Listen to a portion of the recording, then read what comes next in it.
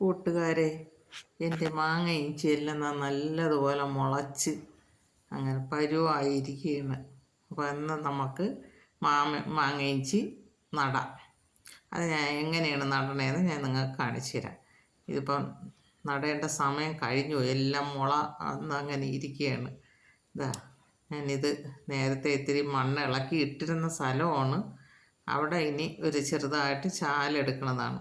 നേരത്തെ ഇളക്കിയിട്ടിരുന്ന മണ്ണാണ്, അതുകൊണ്ട് വലിയ ജോലിയില്ല. മണ്ണിളക്കി ഇട്ടിരുന്ന സ്ഥലത്ത് ചെറിയ ഒരു ചാല് പോലെ എടുത്തിട്ട് അവിടെ നമുക്ക് ഇത്തിരി വളം ഇടാം. വളം എന്ന് പറയുമ്പം ഇപ്പം ഞാൻ ഇടണത് കോഴിവളവും ചാണകപ്പൊടിയും എല്ലുപൊടിയും അടുക്കള വേസ്റ്റിൻ്റെത് എല്ലാം കൂടെ മിക്സ് ചെയ്ത് വെച്ചിരുന്നതാണ് ഇട്ടത്.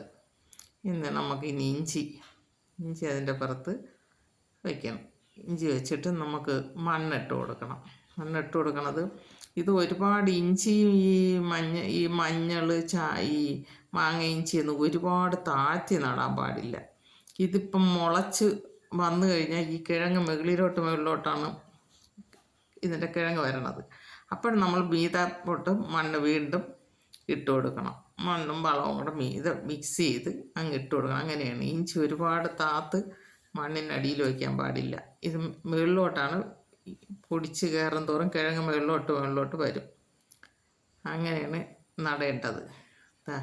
ഇതുപോലെ ഇത്തിരി തോന ഉണ്ടായിരുന്നതെല്ലാം അങ്ങ് ഇട്ട് അത് ഇനി മണ്ണ് കൂട്ടിയിട്ട് കൊടുക്കണം. മണ്ണ് കൂട്ടിയിട്ട് കൊടുത്തിട്ട് പിന്നെ പൊടിച്ച് വന്നു കഴിയുമ്പോൾ കിഴങ്ങ് വരുമ്പോൾ നമുക്ക് കുറേശ്ശെ മണ്ണ് മീതെ ഇട്ട് കൊടുത്താൽ മതി. ഒരുപാട് താഴ്ത്തി നടേണ്ട ആവശ്യമില്ല.